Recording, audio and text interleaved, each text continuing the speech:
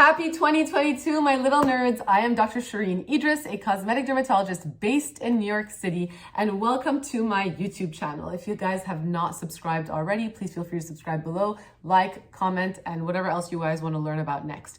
So I am wearing a sweater, and if anybody can guess, well, I mean, you guys saw the title of the video, so you probably can already guess, but I'm wearing this sweater with a rainbow, not only because I love rainbows, but, and as my sister says, I shit rainbows. I'm wearing it because the rainbow is the visible light spectrum. When you see light around you, it is made up of actually multiple different colors, and that is how you get white light. And that is the visible light spectrum. And we are going to talk today about at-home LED devices. So without further ado, let's jump in. What exactly is the process of an LED device doing, or called rather, to your skin? I'm going to do a little game of charades because over the holiday we've been doing a lot of charades and I think I've gotten quite good at it. So if you guys can guess, it is.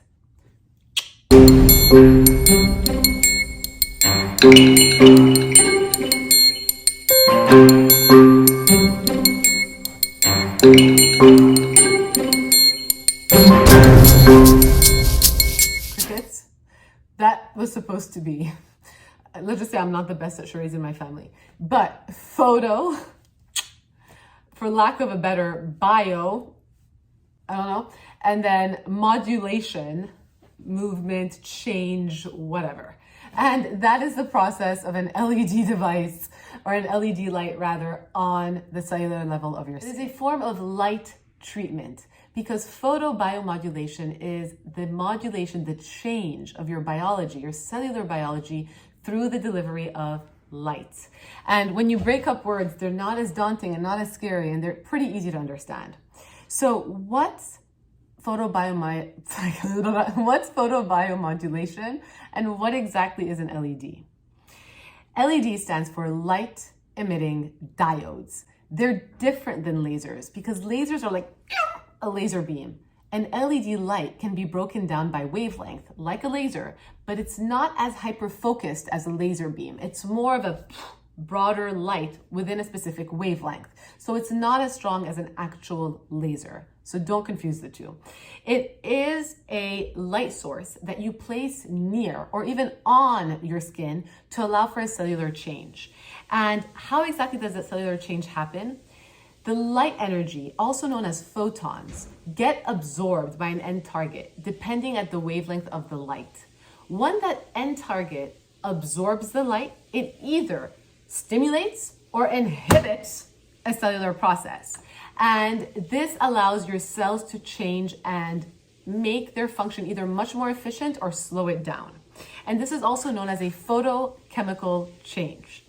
How exactly does it do this? The energy from the light gets transferred to the powerhouse of a cell, also known as the power plant of the cell, also known as the mitochondria. All right. Within the mitochondria, the cell then becomes ding, photoactivated, and either the cell is going to work now much more efficiently, like a fibroblast is going to start creating collagen. You're going to get more hair growth if you're putting it more on your scalp to allow for your hair follicles, if they are healthy, to get more stimulated. They're going to increase oxygen usage, start sucking up the oxygen around it and the nutrients around it so that it can start working more efficiently. And they're going to generate ATP, adenosine triphosphate, which is the fuel for your cell, which allows for cellular energy. And this allows things to move, minimizing anything stagnant, minimizing inflammation.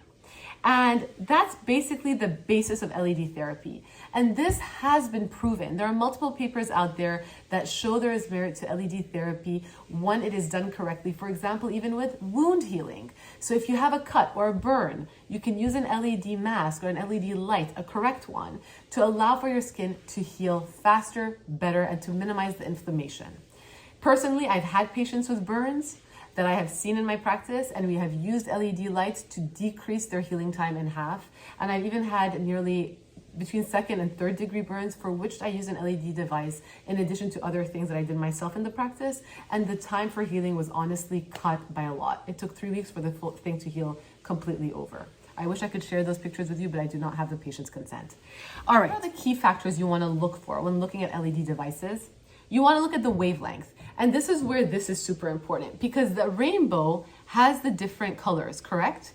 This rainbow is the visible light spectrum, and the visible light spectrum ranges from approximately 400 nanometers to around 750 or so nanometers on the red end of the spectrum. After this, you're getting into the near infrared spectrum and then the infrared spectrum over here. And so when you're looking at an LED device, whether it's blue or green or red, it usually falls within a certain wavelength, all right? And that is why I wore the sweater by design. Number two, what else do you want to look for? Something known as irradiance. And what the hell is irradiance? Irradiance is the power density, the amount of power per unit. And last, the energy, the dose. How many joules per centimeter square is your skin actually receiving? And that is pretty much the three main things you want to look for when you're evaluating an LED light. Let us then go into each one. So we mentioned the wavelengths over here. So when we're talking about wavelengths and an LED device, you want something that is a precise value. Usually it's going to say something like 630 nanometers plus or minus 5 nanometers. If you see something that says 630 nanometers plus or minus 30 nanometers, it's obviously a much wider range and so not as specific. Again, depending on your end target, you're usually going to have red lights, which are the most common, near infrared lights as well, and blue lights, because those have been proven to help with acne. There is also green light LED, which is much more novel and the research is still out, but I'm excited about because I believe the green light LED helps especially with pigmentation. But this green light needs more research to back up those claims. The red, near infrared, and blue are the ones that are the most tried and true. Why does the color now matter? Because of the end target. So at specific wavelengths, and I'm going to put a little chart here, the blue light can only go so deep. The red light can go a little bit deeper. And at a specific wavelength within the near infrared, it can go a little bit deeper than that. And so because it allows you to go deeper within the skin, the end point gets to absorb it at the best peak. The best peak for red light therapy has been proven. The most absorption is around 633 nanometers. The best peak for the near infrared light is around 830 nanometers. So we know those numbers because these have been tried and true. And this leads me to another question that I oftentimes get. Is it better that a light device has many different wavelengths? Like I want a device that's red, yellow, purple, green, blue. The more colors, it doesn't mean that it's a better device. It might actually be taking away the actual energy of the light source by having so many different colors. So more colors does not equal better at all. If anything, I think the three most tried and true are the red, the blue, and the near infrared. And these three can be combined, whether it's red and blue, near infrared and red, or near infrared and blue. Those have been really tried and true. Otherwise, you want to get a light that is specific to the different types of colors. I think that is an important point because oftentimes within society, we think more is better, but truly it's not. Then we go into the irradiance. The irradiance, like I mentioned, is something that is also the intensity. It's usually in milliwatts per centimeter square. It is the power density, meaning the amount of power per unit of volume delivered. And this has also been studied, and the adequate ideal range is around, and it sounds like a big range, 40 to 150. But studies have shown that you want to stick around the 50 or so milliwatt per centimeter square range as to not overheat your skin. So if you have melasma and you start overheating your skin, you might trigger your melasma if it overheats. But the power density actually determines if the light is capable of getting deep enough to exactly where it needs to get to, and if the light is capable of really being absorbed. If it is too light, like if it's much lighter than anywhere from 40 to 60 milliwatts per centimeter square, you're gonna need more time to deliver that energy. If it is too high, it can overheat your skin cells and really just work against you. So that is irradiance. And then the third is, like I said, the energy. the dose, the joules per centimeter square. And this is basically the recommended dose of energy to be delivered to your skin in a specific time frame. So when you get LED light devices, they're going to tell you use it 3 times a week for up to 3 minutes or up to 10 minutes or up to 30 minutes. The higher the time that you need it, the most likely the irradiance is low. The higher the irradiance, the less time you're going to actually need to have it on your skin. And it also depends on how far you're putting this from your skin and your face. So I hope that helped clarify the 3 main pillars of what it is you need to look for when you're talking about purchasing an LED device.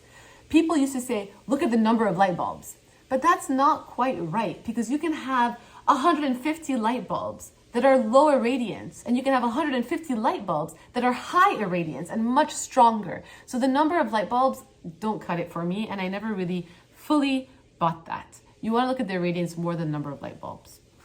So those are the 3 biggest things. And now, how do you compare devices when you're buying them? Wavelength. How narrow or how broad is the energy of the wavelength? So plus or minus 5, 10, 15, 30. The irradiance, and a lot of companies do not disclose this information, unfortunately, so you have to email them or really get on them or Instagram them or DM them to find out. And the treatment time, which is openly and readily available on the instruction manuals. Once you know actually the treatment time and the wavelength and that, you can almost more or less calculate the irradiance. There is a calculation, which I will give you right now. And you guys can sort of figure it out for yourselves if you don't have access to the information. But the dose, so the joules per centimeter square, is equal to the irradiance times the time in seconds that they tell you to use the device times 0.001. And that is going to give you the calculated dose. So if you have 2 of the 3 units available, you're going to be able to figure out what the third one is. So if you don't have the irradiance, or they don't publish the irradiance, by knowing what the dose is, you can figure it out, and vice versa. So I think those are the 3 biggest things that you need to look for when you're buying a device. Let's quickly talk about the FDA. So FDA approval of devices does not mean that the device is actually legitimate and going to work. I'm sorry.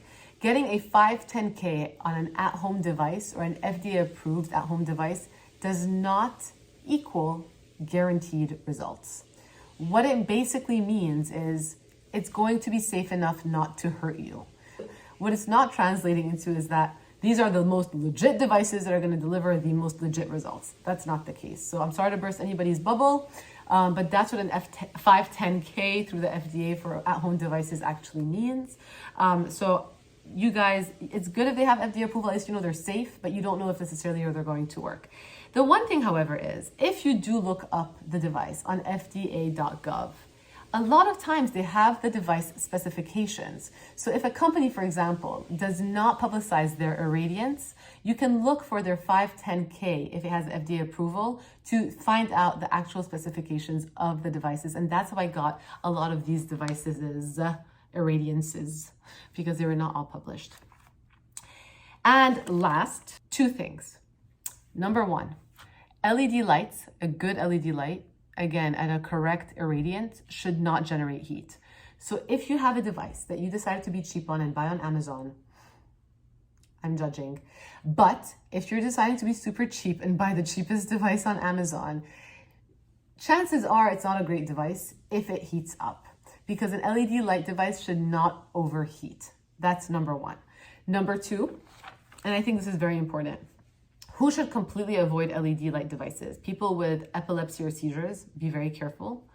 I think people who have photosensitivity disorders like lupus, be very careful. If you're on certain medications that cause your skin to be more photo light sensitive, like doxycycline for acne, be very careful. And obviously, like with everything, if you're pregnant, you're a hot potato, go speak to your OBGYN, because we never want to get into the pregnancy scare.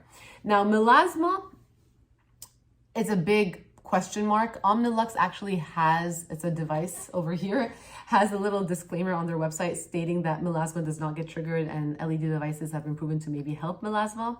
I think it depends on the device that you have and making sure it doesn't overheat first and foremost. If it generates heat, I would run and not use it. So with all of that being said, and without further ado, we're gonna do just a quick tour of the devices for all of you. So over here, how do we flip the camera? I don't know.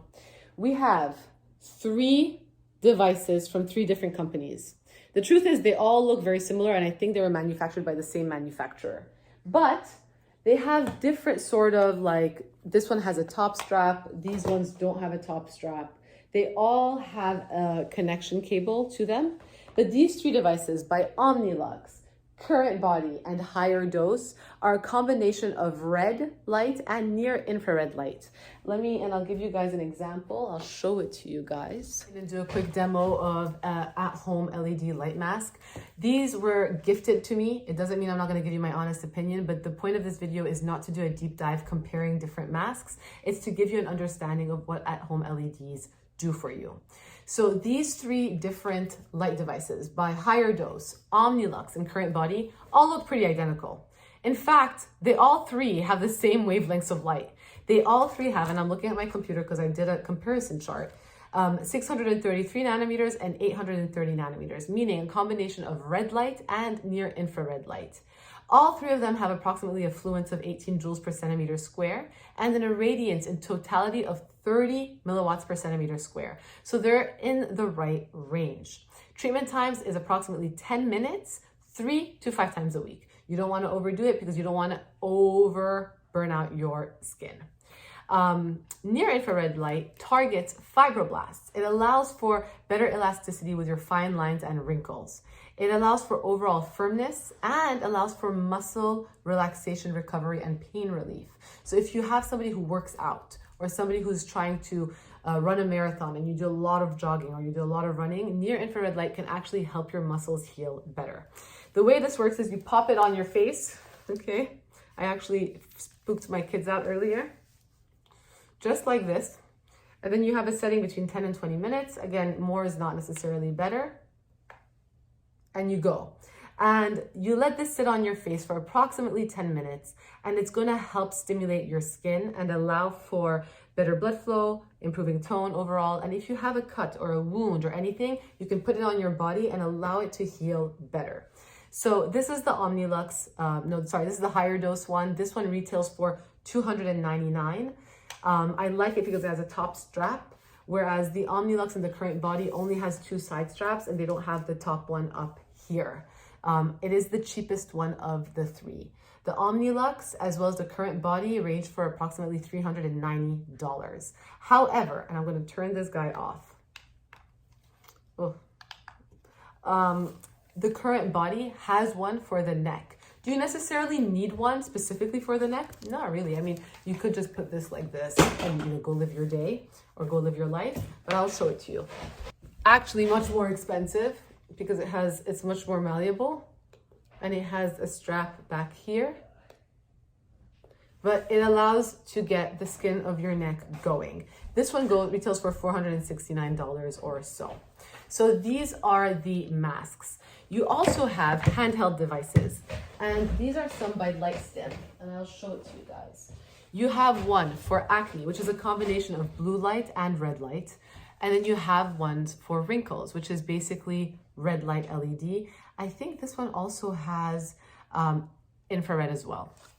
So the way these ones work is you put it on your skin for 3 minutes. Amr, come, you have acne. And you let it sit. And basically you do this approximately 3 times a week or 5 times a week for 3 minutes or so. And the reason why it's so low is because the irradiance is high. It doesn't hurt at all. Come see. Can you come down? No, they can't see. You're not on. Much better. Yeah. I mean, honestly, you should do this. You're like a little acne ball who does not stick to taking his medications. You haven't seen my candle number? Nope. This is for wrinkles. So if you have a lot of fine lines or wrinkles or you're trying to improve your texture, you can use this. Do not get too close to your eye. I would recommend closing your eye or wearing the eye goggles that it comes with. It is extremely bright. So these are the handheld ones.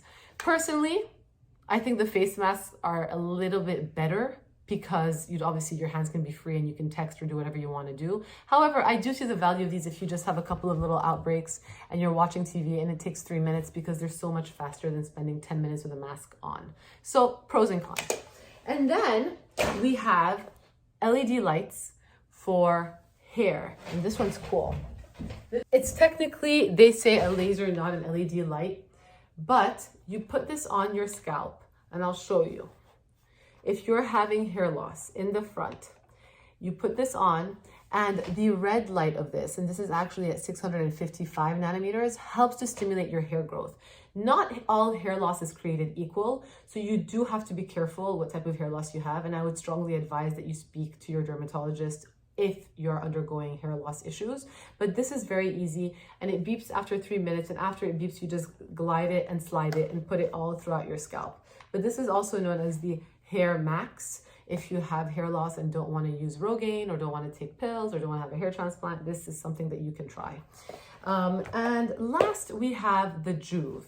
And the Juve, I have it over here, is actually a massive device. We have two over here.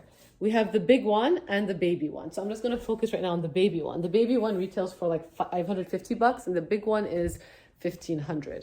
The big one is for people, I think, who really want full body LED treatment. I think if they're athletes or if they have injuries in the past. The small one is you can put it on your desk and use it. However, it is very bright, and I will show you. Oof. So this is very bright, very, very bright. You probably have to wear goggles if you're gonna have this in front of you. And it's usually around 6 inches or so that you want it from your face. 6 to 10 inches. And so to have this actually function correctly, you probably need to wear goggles. Oh my God, it's very bright. But it's nice because you could take it with you when you travel. Ooh, shut it off. Or you can use it on your body if you have other issues. So this is one you can put like on your chest, not on your chest, but hold it close to your chest, etc. So that is the Juve device. All right, so this was LED home devices in a nutshell. I didn't want to go into a full cross comparison of every single device. I will link them below so you guys have them. But the purpose of this was to make it a more understandable treatment for all of you when you guys see these big LED devices. I think that's very good. I have to edit it. Okay. You did not see my Kindle anyway, the blue one. No.